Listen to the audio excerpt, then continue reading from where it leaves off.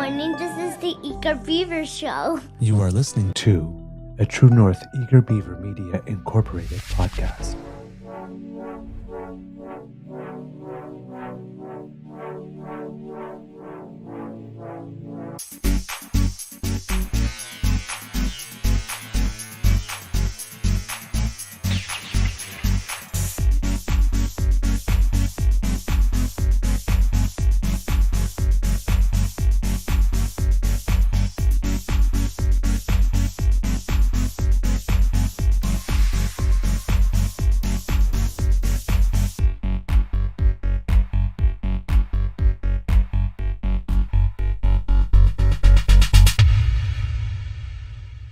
The True North Eager Beaver podcasts are proudly brought to you by our founding sponsors, the Misfit Mysteries from Corvid Moon Publishing, your source for science fiction, fantasy, and cozy mysteries featuring a broad diversity of characters, CanadianTarot.com, your uniquely Canadian online eclectic tarot community, and the Peppermaster, hot pepper sauces made from farm-fresh ingredients to thrill your taste buds and expand your mind.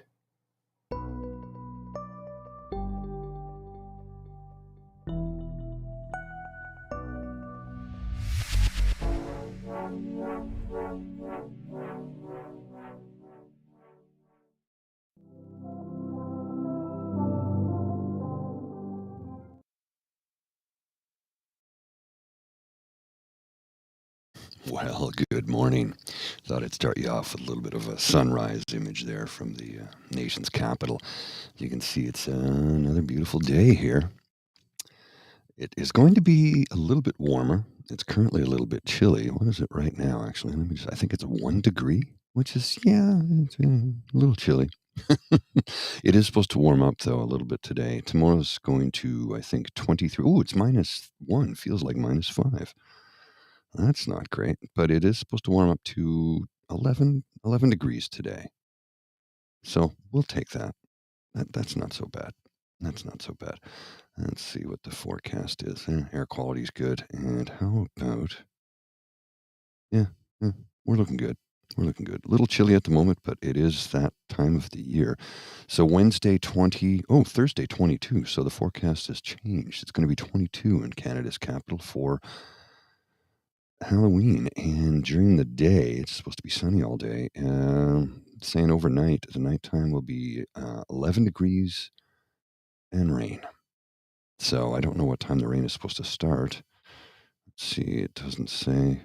Yeah, around 6 o'clock, which means that trick-or-treaters might be getting a little bit wet on Thursday, but that remains to be seen. Well, good morning. Welcome to the show. It is going to be me alone today due to the fact that Mr. Beaver was up very late last night. He was doing a show about the Saskatchewan election, and as a result, he did not get much in the way of sleep. I don't know why the logo has moved. It's weird. What's going on there? Oh, there we go. I don't know what happened there. Mr. Beaver was up late last night, and I got an email message from him at around 4 a.m. saying he wasn't going to be able to make it today, or at least he didn't think he would be able to make it today. I sent him a link. If he can join it, great. If not, no worries. He's tired. He's got some beauty rest. We have a 3-day conference to attend shortly that we have to be there for around 8 o'clock, I think, if memory serves. I got to check the email and find out what time we're supposed to check in. So this might be relatively short, as I have to get the gear packed and ready to go.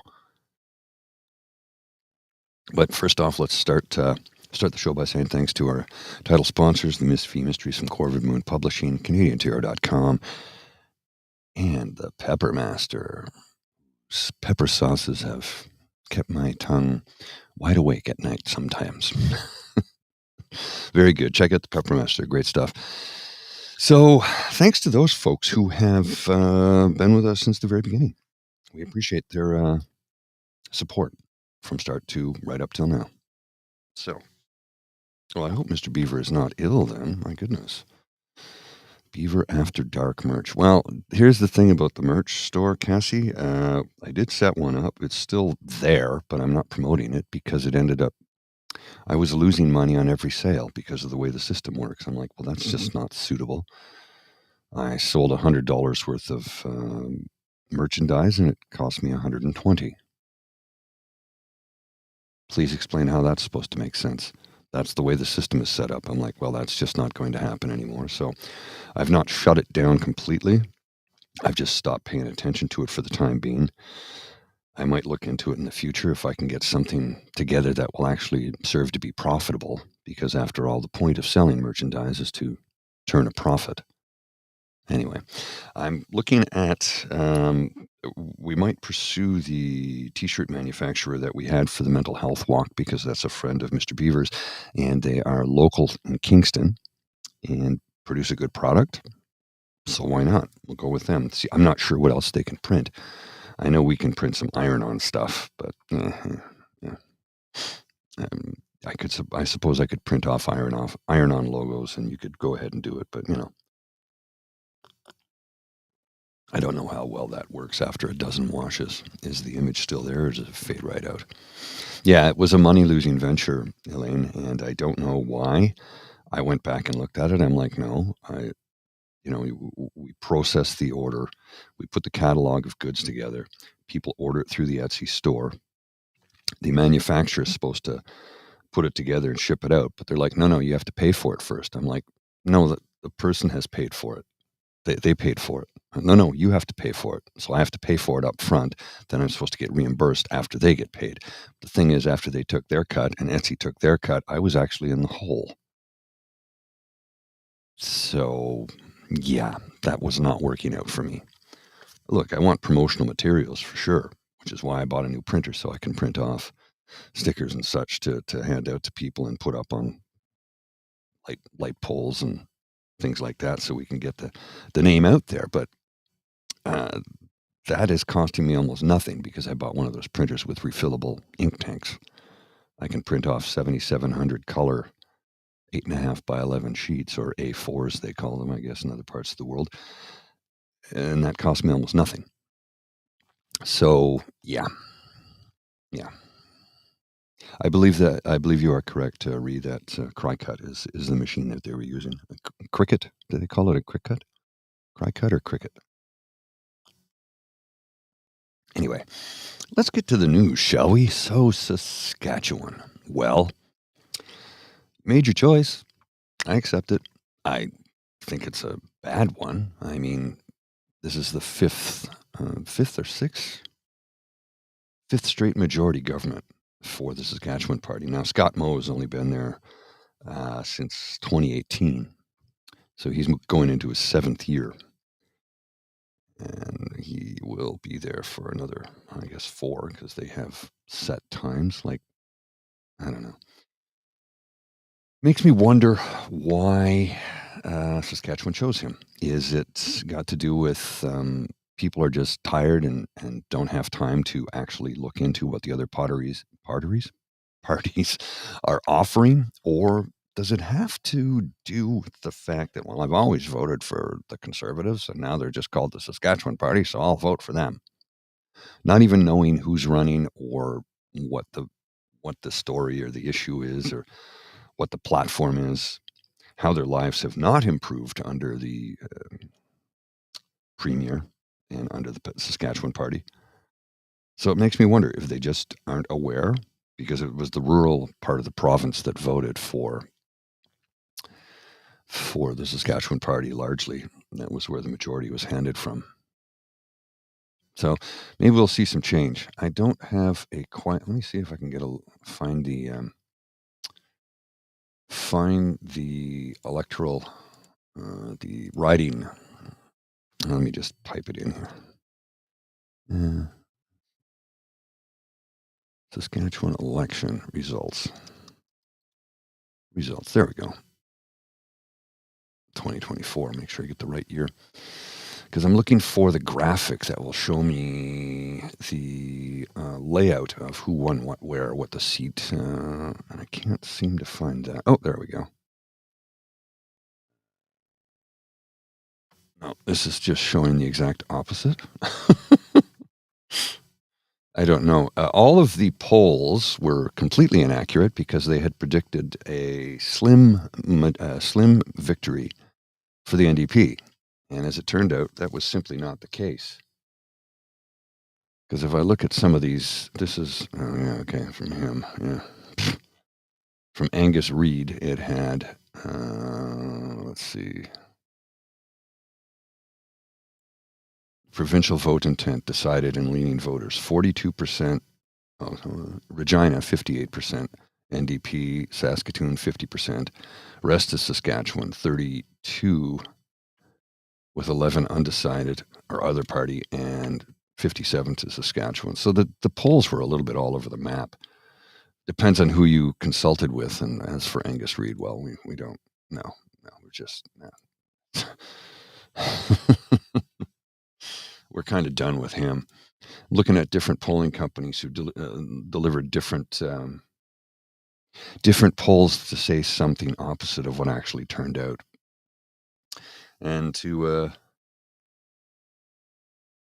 some surprise, I guess, because it looked like it might have been closer than it was, but I guess in the end, the electorate, the electors, the citizenry spoke up. Their voice has been heard, and they chose to re-elect an individual who has put the party and the province into massive amounts of debt. So there you go. Let's see if we can. I'm trying to get the Saskatchewan election official results. This says 2024 unofficial results. First preliminary count. Well, no, I want the latest. Let's get the latest. Let's see. What is it? Okay, it last updated at 4:16 a.m., October 29th. So, out of 30 for 31, I'm not seeing the proper numbers here. It says 35 seats for the Saskatchewan Party, 26 for the New Democrats. Basically nothing for anybody else, by the looks of things. 439,000 total votes out of 810,000 total registered voters. So 52%, 52.99% turnout. That's kind of sad, actually.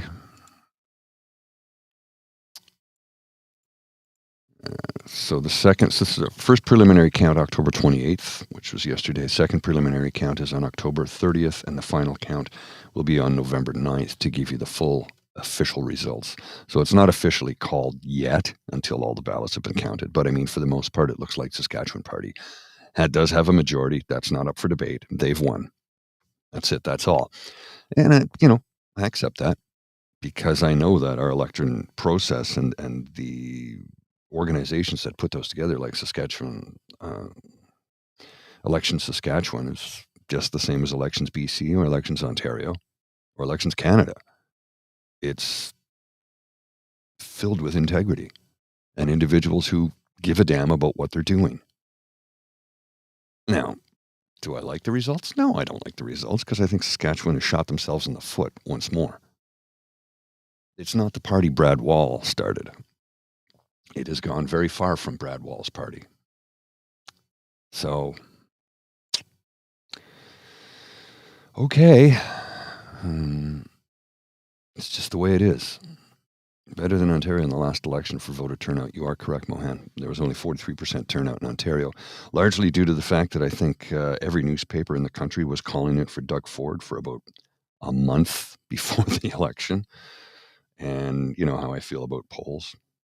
I think they should not be, once the writ is dropped, that's it. No polls should be released to the public at all. And if anybody does leak them, they should be heavily fined. And I don't mean like $300. I mean like $50,000. Make the fine hurt to really dissuade people. And yes, Cassie, you're right. Carla Beck should be commended for turning things around for the Saskatchewan NDP.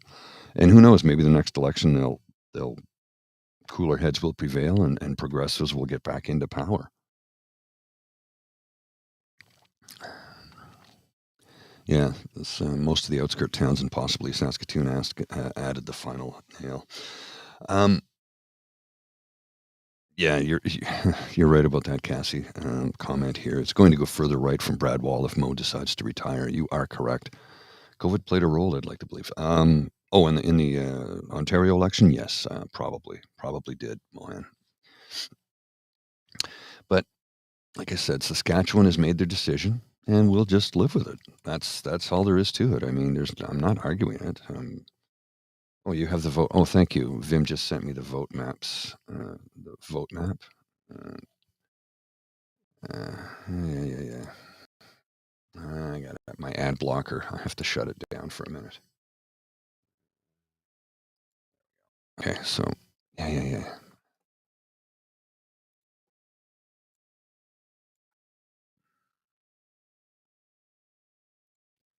What a pain in the butt. Come on. Let's try that again. See if I can get this to work for me. I'll launch it into a different browser so that I can show you this map. My computer does not want to show it because the ad blocker is working, and it is not letting me disable it for some reason. So this is from the leader post. And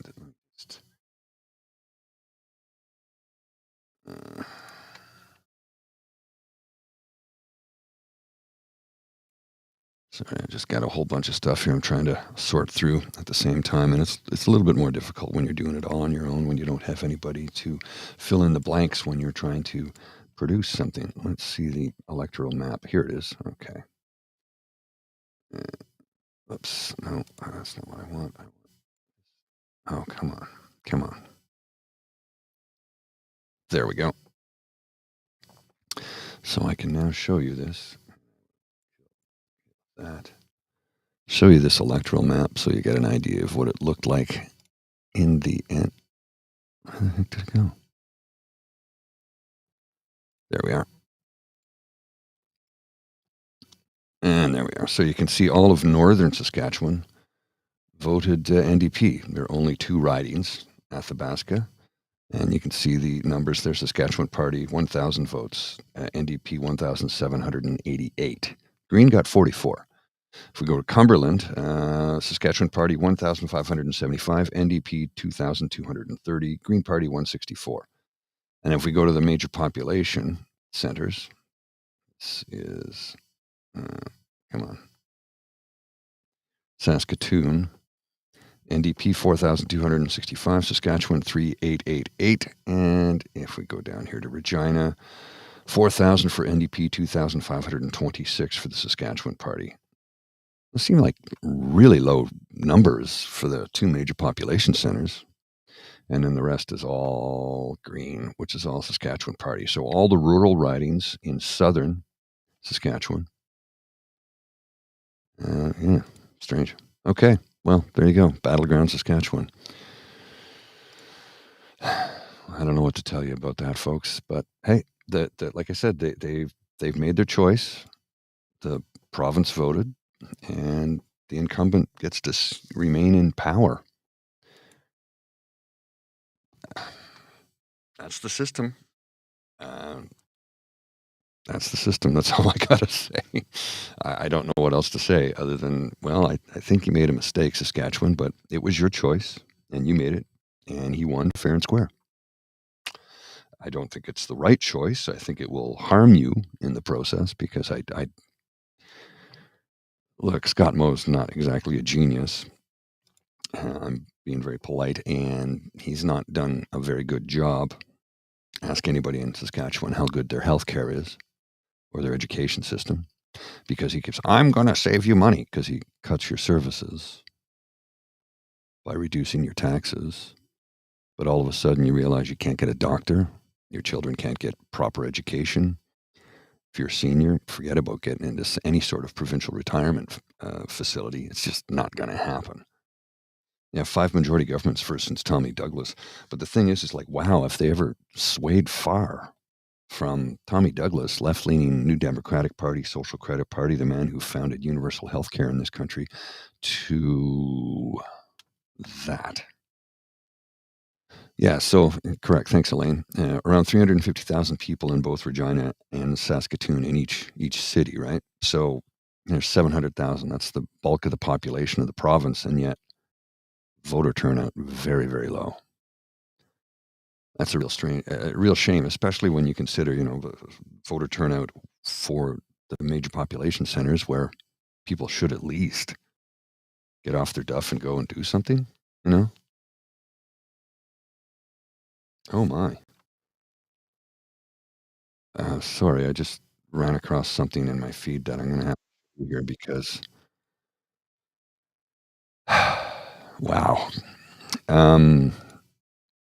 Saskatchewan just had their election. And as we know, as did New Brunswick and BC, Nova Scotia is about to call one. And our neighbors to the south are about to have a general federal election.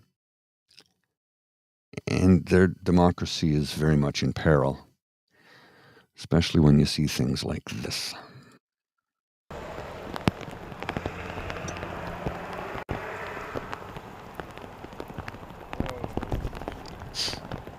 Somewhere in the West Coast, I don't know where, but and that's because of the television station, Tues.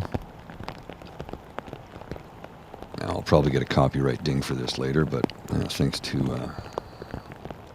KATU2 ABC, I don't know where that station resides. It's somewhere in the West Coast of the United States, though. W is for east, and K is for west. That's how they divide up their country. In Canada, it's all C, from coast to coast to coast. It looks like somebody has lit a ballot box on fire. And ballots have been destroyed, even though they're in the pouring rain. These guys are trying to gather them up, try and make sense out of them, I guess. I don't know the story behind it, but it's like, yikes. That's not good. You think we're being hyperbolic when we say our democracy is under attack? This is what we mean. And that was from Mary Trump. Yeah, Donald Trump's niece. I don't know who did that. I don't know the reasoning behind it. I don't know where exactly it was. But let's see if I can look up that television station.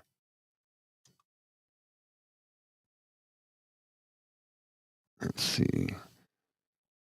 Well, there's a... oh, it's Oregon. Okay, so there's Vancouver, Washington, I guess. Yeah, Vancouver, Washington. A lot of people voted in person at the Clark County Elections Office Monday after seeing hundreds of ballots on fire inside the ballot box at Fisher's Landing Transit Center. I just saw on the news today on Tues, and I went, I'm not taking any chances, and I just dropped my ballot. So people are voting in person as a result because somebody is trying to destroy, thank you, Mr. Jim. Somebody is trying to destroy the democratic process in the United States of America. And we know who the head of that mob is. Not saying that person had anything to do with this. I don't know who set this on fire or why. They're just trying to eliminate ballots. We don't know who had voted for whom in those ballots. They could have been destroying ballots for the person they want to see in power, for all we know. But this is just bad. When they start to burn ballot boxes, that is not good for democracy because they don't even want you to vote now. Wow.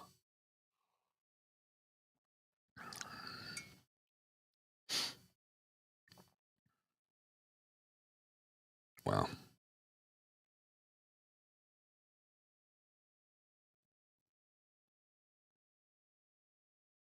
Sorry, I'm just a little speechless there.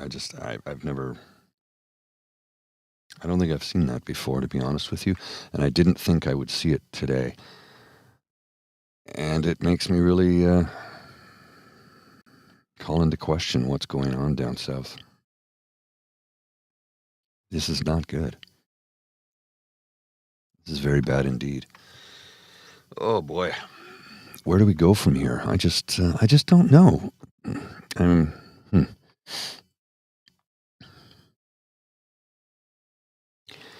Well, this you're not the first person to say this, Cassie, and you definitely won't be the last. The right are using Trump to win the election. They will use the 25th Amendment to oust him and install Vance for Project 2025. I don't think that is conspiracy. I think that is actually very much a real thing, because it seems to me that that's exactly what they want. They will use Trump as a cudgel to get in and do what they want to do, but in the end, they will just pull him out and put Vance in, because Vance will just march to the beat of whatever puppet master tells him to. As evidenced by the fact that he's done such a complete flip-flop from saying Trump is Hitler to Trump's the greatest president in history. How do you do that? Oh, might it be, I don't know, the lure of power and money?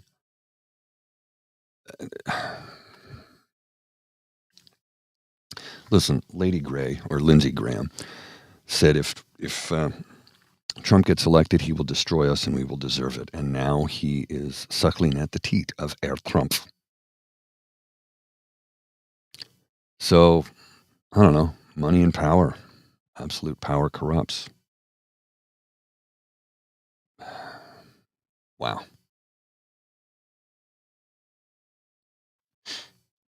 Sorry, I'm just a little flustered, and that's a rare thing for me. You are correct, Carol. Vance is a bigger threat. Well, I don't know where to go from here. Saskatchewan's done their thing. They've made their decision. They've called it. And they want Scott Moe again. At least 52% of the population does. I think it's 52 or 59. What was that again? I can't remember. And I think, did I close that window? Hang on. Yeah, it's closed. Sorry. Anyway, they made their decision. We shall move on. Democracy has done its thing. People cast their ballot. They had their voices heard.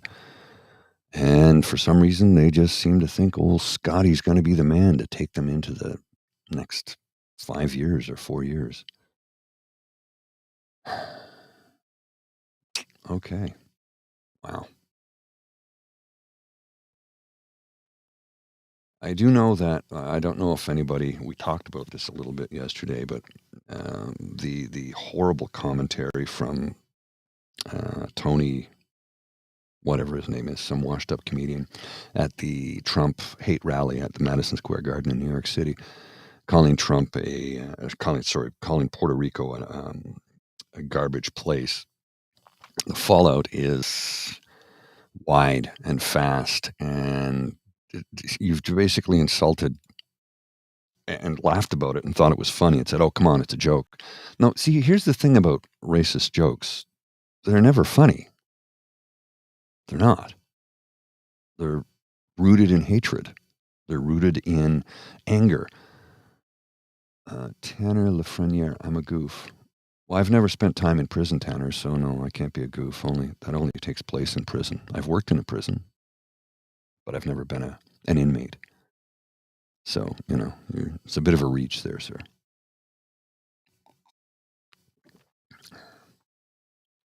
I'm rubber and you're glue. Whatever you say bounces off of me and sticks to you.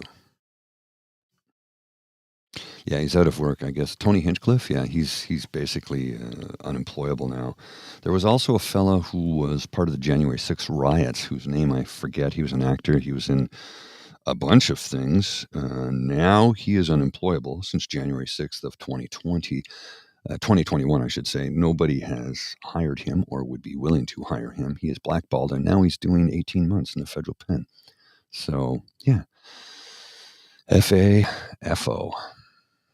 That's what happens when you do that. I just... So, what? Polymarket? Oh, Polymarket. Yeah, okay. Polymarket is it's kind of like a betting thing, and most of the people who are betting on it don't live in the United States of America, so people are going, look at this, 68% for Trump. No, it's people betting. It's not it's not an actual poll, and it's from people outside of the country, so it absolutely means nothing. I'll show you that. Let me just go back here and I'll show you I'll share this screen with you. I'll pull it up and bet on your beliefs with Polymarket, the world's largest prediction market. It's not a poll, it's just a predictor. It absolutely means nothing. Let me just blow it up here and I'll put it on the screen for those of you who've not seen or heard of this. Mark Cuban was talking about this the other day. So Polymarket has a 66.3% victory for Trump and 33.7% victory for Harris. Bet on your beliefs, the world's largest prediction market. It is not a poll, it's a prediction. And most of the people betting on this don't live in the country. It's anybody anywhere in the world can vote on it. You go down and say, this is who I want to see as a candidate win. So it's completely meaningless. But you'll have people who will trot that little graphic out and say, hey, look, see, Trump's going to win by 66%. No, it's people betting on him. Doesn't mean anything. Now, he could very well get elected president and form the next government. That could very much happen. I imagine that's a distinct possibility. It really is.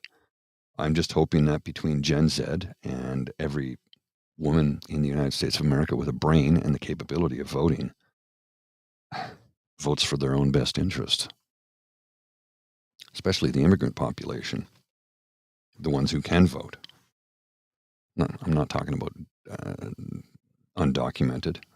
That's not what I'm talking about. I'm talking about those who can vote. Hopefully that between Gen Z, women, and immigrants, they will all go out, cast their ballot, and do so for the person who will preserve their rights and try and make it a better place. Because if Trump gets elected, he's already said he's going to deport 10 million people, which will cost their economy trillions of dollars. You do realize to deport somebody, you can't just grab them, put them on a plane, and send them out. They have to go through a process, which means that they have to sit in a detention center, which costs $150 a day. And it usually takes on average 46 days. So do the math. 150 a day, 46 days for 10 million. And if it's 10 million people, it's going to take a lot longer than 46 days to hear those reasons why they should be deported. You still have to go through the legal process. You can't just kick them out. Then again, Trump, who has been declared king by the Supreme Court in the United States of America, might just make a pen stroke with an executive order and say, no, just kick him out. No trial, just kick him out. Wouldn't surprise me in the least if he did that, which makes me much more frightened to think that this fascist dictator, wannabe Hitler, could get into power. It might very well happen. Yeah. See, you're right about that, Cassie. Cassie's quote here, my serious concern is the Electoral College and Trump's comment he already worked things out with the speaker. At least Mike Pence did the right thing last time. You are correct. I don't know that will happen. And look, I think Mike Pence is a terrible human being, but he still believes in democracy. He still believes in the system. So I can say that about him. And I will say something else, too. He went to New York City to see Hamilton right after Trump was sworn in. And he walked in, and people saw him and started to boo him. And he was there with some friends or family members. I don't remember exactly the case of who was accompanying him. But he looked at the person and said, that's the sound of democracy. I don't like the man. I think he's a terrible person. I think he's done a lot of harmful things to people. But he did have a certain principle. And that principle is, I will honor the election results because the people have voted. The people have spoken. Democracy is sacred. I mean, I got to give him respect in that. Okay, going to have to wrap it up soon, only because I say we as in the royal we, because I don't know if Mr. Beaver is going to be joining me. We are scheduled to be at a conference today. Where is the email? It is the National Conference on Ending Homelessness. It starts today. Confirming your registration. When you arrive, please check in at the kiosk or the help desk to receive your credentials. Media will be allowed access to all sessions in person and virtual. The virtual sessions will be available at the end of each day through the online registrant portal, which is great. I will hopefully get a chance to speak to Guy Felicella. That's one of my goals because he's one of the keynote speakers. And hopefully I'll get a chance to interview him. I've got some gear with me. We got mobile stuff ready to go, wireless mics, etc., etc. This will be our first really good in the field, as opposed to the pubcast, which is in the field, sure, but I'm bringing a full production studio with me. Now I'm bringing just very minimal mobile stuff. Let's see how this works out. It could be interesting. I don't know. It's new. I'm going to bring some lighting effects too. So, oh, that's a good cup of coffee. So I think I'm going to wrap it up just like I said, because I got to get ready. I'm supposed to be there at 8. It is 20 to 8, and it's about a 15-minute walk, and I still have to shower, shave, and, I'm going to be late, period. I'm going to be late. That's all there is to it. And not that I want to be. It's just kind of how it works out when you're trying to do a show solo. So before I wrap it up, we'll give you a couple of things here. There's the coffee.com and our True North Eager Beaver pod page. You can scan QR codes. The one up here to the right, left. I guess your left, my right. And of course, underneath my mic flag is the QR code for the True North Eager Beaver Media pod page. You can go there to get all of our shows in the audio only format. It's podpage.com / the True North Eager Beaver with a hyphen between each word. You can also get our audio only versions, and we are up to $4.99. So we're all caught up on Apple Podcasts. And if you go there, you can give us 5 stars. That helps the algorithm and it helps us. I want to thank each and every one of you for coming out and cheering us on and supporting us, sending us money and encouragement. And remember, we do read all the emails. Some of them are not very nice, but we read them all. Most of them are very, very pleasant. Most of them are very grateful and thankful, and we do appreciate that tremendously. Because let's face it, we all have enough crap to deal with on a daily basis in this world. So let's spread some kindness, and sending us some kind words electronically like that, well, it really does make a difference, especially if you're somebody like me who battles depression and anxiety. And that's why I have a channel for exactly that. If you scan the QR code in the right-hand corner, that'll take you to my ASMR YouTube page, where you can access hundreds of hours of ASMR mental health chats, where I talk about where my brain is and how to cope and live with mental health issues such as anxiety and depression. It's scrolling across the bottom there. It's youtube.com / at Polly's World 2005. That'll get you my ASMR channel. I had a show last night. It was a little bit raw, I guess. I don't know. I hope you enjoyed it if you were able to take part. And if not, hey, something else for you to check out in the near future. So thanks to each and every one of you. We really do appreciate all of your efforts. We appreciate your feedback, the fact that you tune in on a daily basis. No, I don't. We're not going to be able to go live from the conference because it's bandwidth restrictions. I'll see what I can do. Maybe we'll throw up some recorded bits here and there, and if I can get an exclusive interview, I will. But I don't believe I'm going to be able to do any sort of live direct things to the channel, just because it's a lot of hoops to jump through. And when you don't have a full production suite, it's best to just go out and collect it. Now, that's not to say that I can't do something live. I certainly could. And if we have something that's really, really juicy, we'll put it up for you. So you'll get to see it right away instead of having to wait, because I'm going to have to do some editing afterwards, which is always a lot of fun. Time consuming, nevertheless. It's necessary. All part of the gig, right? So once again, thanks for giving us a hand up, not a handout. We appreciate that, because we do need a hand up sometimes to keep the show going. The costs involved here, and I guess we have to put this up and go. Yeah, okay. Scott Moe is still there. Scott Moe is going to be there for another 4 years at least. Alas, such is life some days. Okay. That's it from me for today. Thanks for coming out. We appreciate you, each and every one of you.